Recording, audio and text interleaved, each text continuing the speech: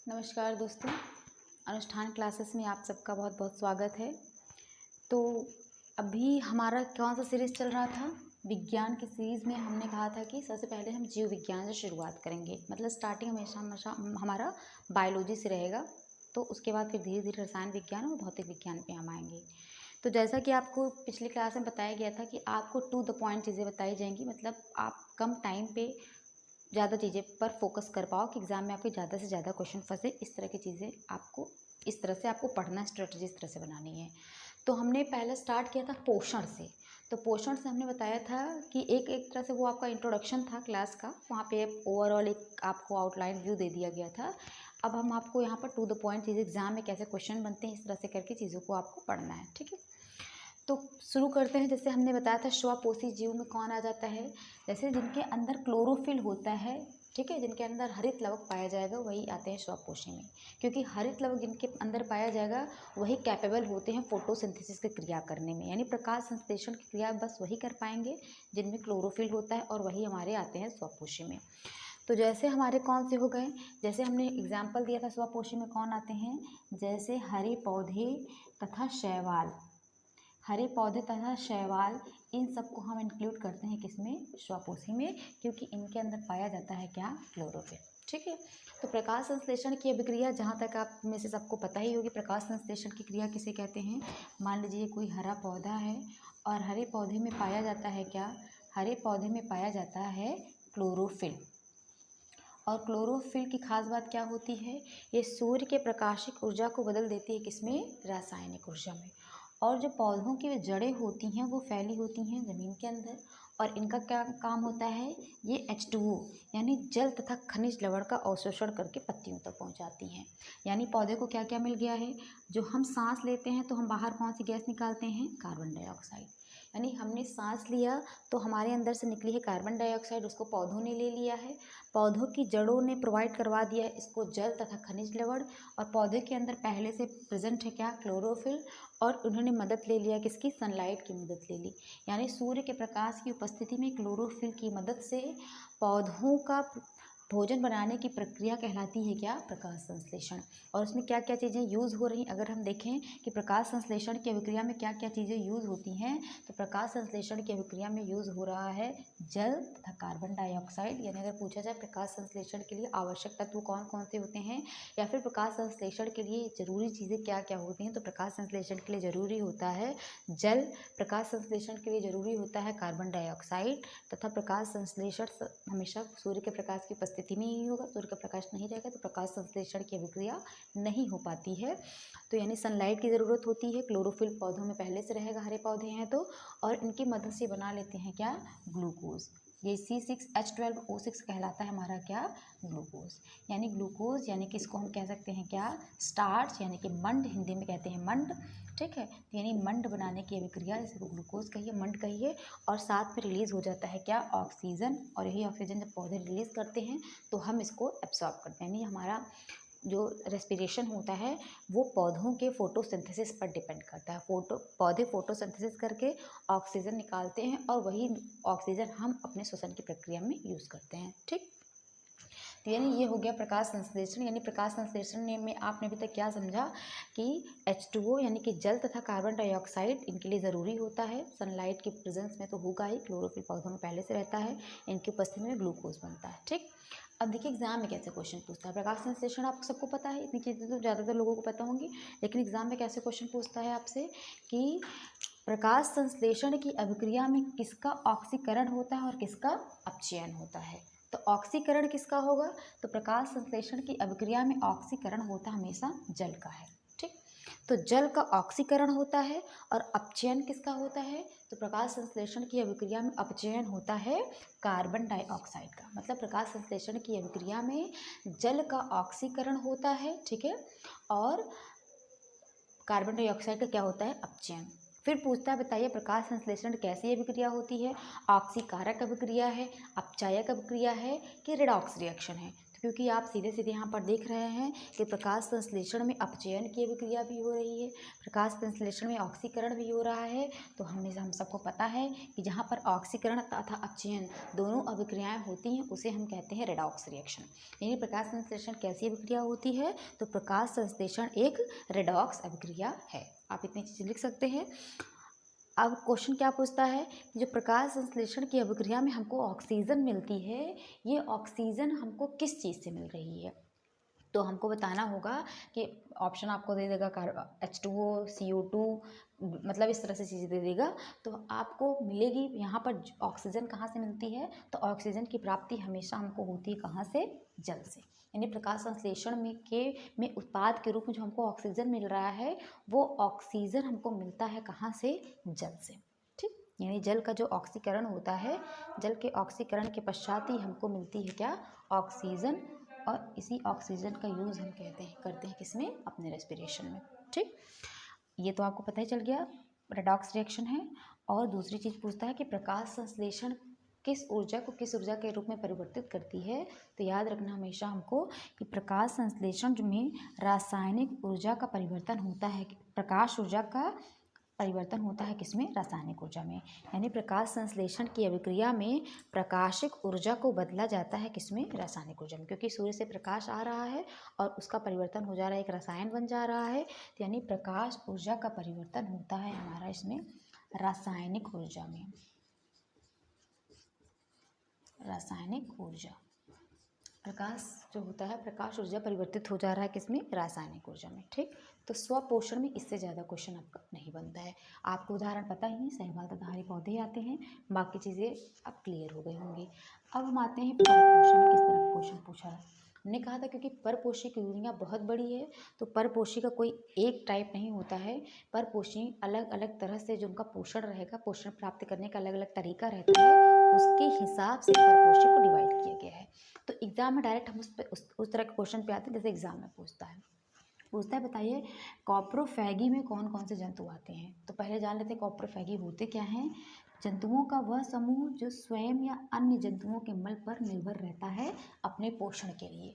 मतलब पोषण के लिए वो मतलब जंतुओं का वो समूह जो अपने पोषण के लिए स्वयं या अन्य जंतुओं के मल पर निर्भर रहते हैं, उनको हम कॉप्रोफैगी कहते हैं।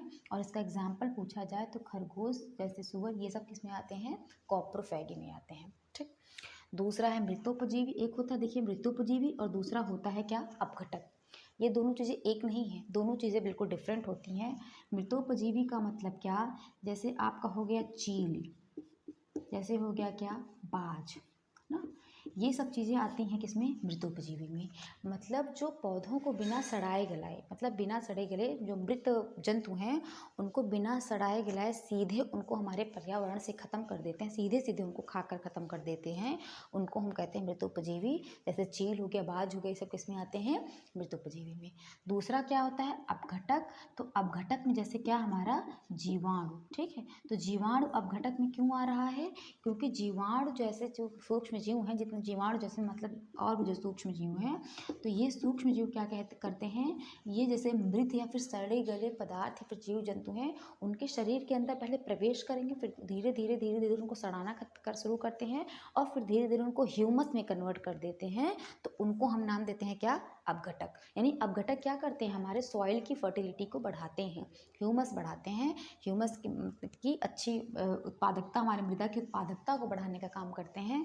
तो उनको हम क्या कहते हैं? अपघटक। तो यानी अगर मृतोपजीवी आएगा, पूछेगा मृतोपजीवी का इसमें से कौन सा एग्जाम्पल है और उसमें जीवाणु दे देगा, तो आप भूल से भी मृतोपजीवी में जीवाणु को टिक मत कर दीजिएगा। मृतोपजीवी में आपका चील, बाज, इस तरह के जीव आते हैं। अपघटक में आपके सूक्ष्म जीव, जो भी सूक्ष्म जीव आएंगे अपघटक कर्ता में, तो वो किस में आएंगे? अपघटक में आएंगे। कुछ जंतु ऐसे होते हैं जो दूसरे जंतुओं के रुधिर से अपना पोषण प्राप्त करते हैं, उनको हम रुधिरहारी कहते हैं। जैसे क्या? मादा मच्छर हो गया, जोंक हो गया, ये सब क्या करते हैं? ये दूसरे जंतुओं के रुधिर से अपना पोषण प्राप्त करते हैं। नर मच्छर कभी भी रुधिरहारी में नहीं आएगा। नर मच्छर को हम हमेशा रखेंगे किसमें? फ्लूइड फीडर, यानी कि द्रव चूषक में रखेंगे, क्योंकि जो नर मच्छर होता है वो फल तथा फूलों के रस से अपना पोषण प्राप्त करता है, जबकि मादा मच्छर जो होती है वो दूसरों के रक्त से अपना पोषण प्राप्त करती है। ठीक है, तो रुधिर रुधिरहारी में आ जाएगा कौन, मादा मच्छर और जोंक, ये सब किस में आ जाते हैं, रुधिरहारी में आ जाते हैं। उसके बाद हम फ्लूइड फीडर की बात करें, इसमें कौन कौन आता है, यानी कि फ्लूइड फीडर कौन होते हैं, जो अपने पोषण के लिए पुष्पों तथा फलों के रसों पर निर्भर रहते हैं, ठीक है, फलों पर निर्भरता जिनकी रहेगी वो कहलाते हैं हमारे फ्लूइड फीडर यानी कि द्रव चूषक। और इसमें हमारे क्या आ जाते हैं, जैसे नर मच्छर हो गया, तितली हो गया, मधुमक्खी हो गया, ये सब आते हैं फ्लूइड फीडर यानी कि द्रव चूषक में। ठीक, तो इतनी चीज़ें हैं स्वपोषी और परपोषी में, इससे ज़्यादा से और इसी मतलब आपको आइडिया मिल जाएगा कि क्वेश्चन पूछने का तरीका क्या होता है। तो क्वेश्चन कुछ इसी तरीके से आपका पूछा जाता है। ठीक है, नमस्कार दोस्तों, अनुष्ठान क्लासेस में आप सबका बहुत बहुत स्वागत है। तो अभी हमारा विज्ञान सीरीज चल रहा है। विज्ञान में हम जीव विज्ञान में एक चैप्टर हम शुरू किए हैं जिसका नाम है पाचन तथा पोषण। ये हमारा चैप्टर चल रहा है जिसमें से हम पोषण को बहुत अच्छी तरीके से समझ चुके हैं कि स्वपोषी कौन से जीव को हम कहते हैं, परपोषी क्या होते हैं, और एग्जाम में किस तरह से स्वपोषी और परपोषी से क्वेश्चन बनते हैं, हम ये सारी चीज़ें जान चुके हैं। अब हमको पढ़ना है क्या, पाचन यानी कि डाइजेस्टिव सिस्टम क्या होता है, डाइजेशन यानी पाचन क्या होता है। तो पाचन के बारे में इंट्रोडक्शन वाली क्लास में बताया गया है कि पाचन क्या होता है। तो पाचन क्या होता है, जटिल भोज्य पदार्थों को सरल भोज्य पदार्थ में कन्वर्ट करने की प्रक्रिया ही कहलाती है क्या, पाचन। और फिर पाचन में हमने स्टेप बाय स्टेप चीज़ें बता भी दी थी कि पाचन में होता क्या है एग्जैक्ट। पाचन में भोजन सबसे पहले कहाँ पर जाता है, हमारी जाता है कहाँ पर, मुख गुहा में। मुख गुहा के बाद भोजन जाता है कहाँ पर, ग्रसनी में। ग्रसनी के बाद भोजन जाता है कहाँ पर, ग्रास नली में। और ग्रास नली के बाद भोजन जाता है हमारा आमाशय में।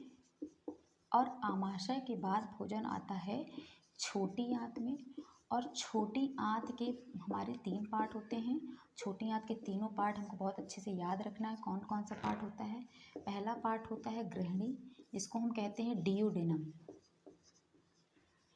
डियोडेनम।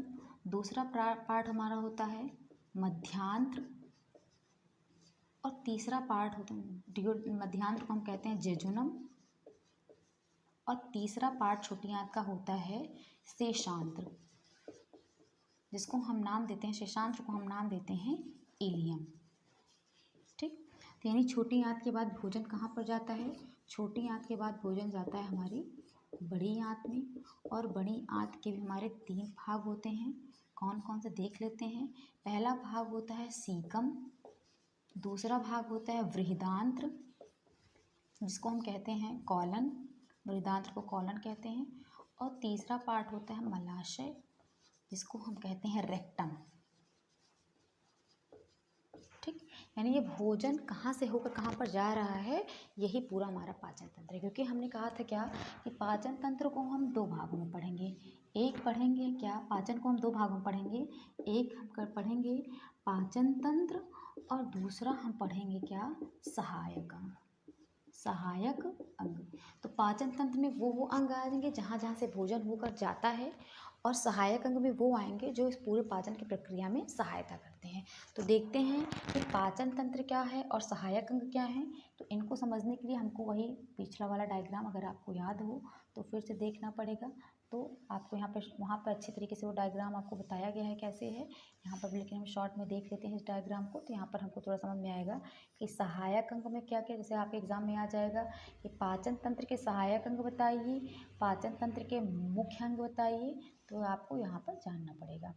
यहाँ पर होता है आपका अग्नाशय, और यहाँ पर आपका होता है यकृत, और यकृत से जुड़ा होता है पित्ताशय। पित्ताशय कनेक्टिविटी होती है गृहिणी में। गृहिणी मतलब छोटी आंत का पहला पार्ट गृहिणी है। और आमाशय से भी जो पूर्ण पाचक एंजाइम निकलते हैं वो भी अपने एंजाइम को पहुँचाते हैं कहाँ पर, गृहिणी में। गृहिणी मतलब छोटी आंत के पहले ही भाग में ये सब चीज़ें आती हैं। अब देखिए, हमने कहा पाचन तंत्र में वो अंग आएंगे जहाँ जहाँ से भोजन होकर जाता है। तो भोजन सबसे पहले कहाँ पर जाता है, मुख गुहा में। तो यानी मुख गुहा भी पाचन तंत्र का अंग हो गया। तो यहाँ पर हम देख रहे हैं कि ग्रास नली है, तो ग्रास नली भी अंग हो गया। तीसरा क्या है, आमाशय में भोजन जा रहा है, तो आमाशय भी पाचन तंत्र का ही पार्ट हो गया। अब भोजन ना तो अग्नाशय में जा रहा है, ना यकृत में जा रहा है, ना पित्ताशय में जा रहा है। तो यानी ये तीनों कौन कौन से सहायक अंग में क्या क्या आ गए हैं, अग्नाशय, क्योंकि भोजन यहाँ पर जा नहीं रहा है। दूसरा क्या है, यकृत, और तीसरा क्या होता है, पित्ताशय। ठीक, तो ये सब हमारे किस में आ जाएंगे, सहायक अंग में। और पाचक अंग में आपको दिख रहा है क्या क्या, ये सब पाचक अंग हैं, यानी मुख गुहा, ग्रसनी, ग्रास नली, आमाशय, छोटी आंत, बड़ी आंत, ये सब क्या है, किसके भाग हैं, पाचक तंत्र के भाग हैं। ठीक है, और बाकी अग्नाशय, यकृत, पित्ताशय, क्योंकि आप खुद देख रहे हैं यहाँ पर भोजन यकृत, पित्ताशय और अग्नाशय में भोजन जा नहीं रहा है, बल्कि ये सब केवल पाचन में सहायता कर रहे हैं, तो इन सबको हम कहते हैं क्या, सहायक अंग। ठीक, अब क्वेश्चन देखिए यहाँ से किस किस तरह के आ सकते हैं, भी आपको डिटेल से बताया जाएगा, लेकिन आप एक रे डायग्राम में पहले समझ लीजिए कि मुख गुहा में पाचन प्रारंभ हो जाता है। किसका पाचन मुख गुहा में प्रारंभ हो जाता है, तो कार्बोहाइड्रेट का। पूछा जाएगा कितने परसेंट, तो 5% कार्बोहाइड्रेट का पाचन हमारे मुख गुहा में हो जाता है।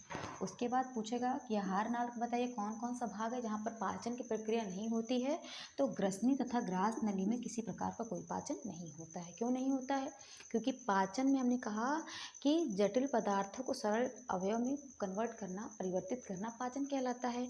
तो ग्रसनी तथा ग्रास नली में ऐसे कोई एंजाइम, ऐसा कोई हार्मोन्स या फिर ऐसा कोई पाचक रस नहीं पाया जाता है जो कि जटिल भोज्य पदार्थों को सरल भोज्य पदार्थों में बदल सके। तो इसलिए ग्रसनी तथा ग्रास नली ये दोनों केवल क्या करती हैं, ये क्रमानुकंचन गति के द्वारा ये केवल भोजन को रास्ता देने का काम करती हैं, यानी भोजन को रास्ता दे रही हैं, लेकिन यहाँ पर कोई पाचन का काम नहीं होगा, हमको याद रखना है। फिर भोजन जाता है कहाँ पर, आमाशय में। तो अगर पूछेगा बताइए प्रोटीन का सर्वाधिक पाचन कहाँ पर हो जाता है, तो हमारे आमाशय में ही प्रोटीन का सर्वाधिक पाचन हो जाता है। प्रोटीन का सर्वाधिक पाचन हमारे आमाशय में हो जाता है।